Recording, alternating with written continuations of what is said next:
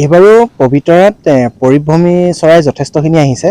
আপোনালোকে দেখাই পাব ৰাস্তাৰ কাষৰ পৰাই যিটো তামুলীডুবা এলেকা হয়, সেই এলেকাটোত বৈকাল তিলৰ পৰা আৰম্ভ কৰি যিসকল মানে পৰিভ্ৰমী চৰাই আছে, সকলোখিনি মানে আহিছে এতিয়া।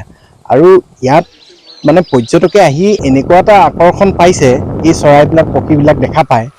তো এইবাৰ পৰ্যটন বৰ্ষটো নিশ্চয় আমি ভাবিছোঁ পৰিভ্ৰমী চৰায়ে আমাৰ পবিতৰাখনৰ মৰ্যাদাটো আৰু অলপ এখোপ ওপৰলৈ উঠাই দিছে। বিশেষকৈ চাইবেৰিয়ান আহে, চাইবেৰিয়ান পক্ষী আমাৰ ইয়াত বেছি আহে। ইয়াৰ ভিতৰত আছে আপোনাৰ ৰ'ডেচিয়েল ডাক, বিংগজু। আমি এতিয়ালৈকে আজিৰ তাৰিখত আইডেণ্টিফাই কৰিব পৰা নাই, কিন্তু আমি হয়তো আবেলি মানলৈ অলপ পিছত আইডেণ্টিফাই কৰিব পাৰিম কনফাৰ্ম হয়নে নহয় বিংগজ। কিন্তু বৈকাল তিল আমাৰ পৰহি দিনাখন আইডেণ্টিফাই হৈ গৈছে, ইয়াত আহি পৰিছেহি। পবিতৰা বিখ্যাত এশিঙীয়া গঁড়ৰ কাৰণে, কিন্তু এতিয়া বিখ্যাত হ'ব ধৰিছে পৰিভ্ৰমী পক্ষীৰ কাৰণে। এইটো মানে আমাৰ পবিতৰাৰ কাৰণে খুব ভাল।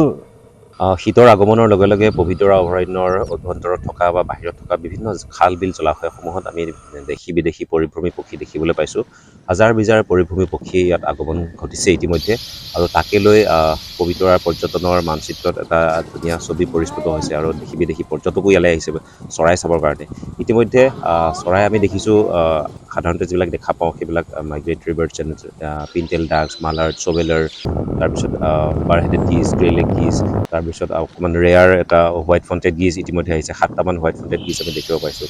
তেনেকৈ বিভিন্ন ধৰণৰ চৰাই ইতিমধ্যে ইয়ালৈ আগমন ঘটিছে, আৰু শীতৰ আগমনৰ লগে লগে প্ৰত্যেক বছৰৰ দৰে এইবাৰো ব্যতিক্ৰম নহয়, ইয়াৰ খাল বিলবিলাক ভৰি পৰিছে।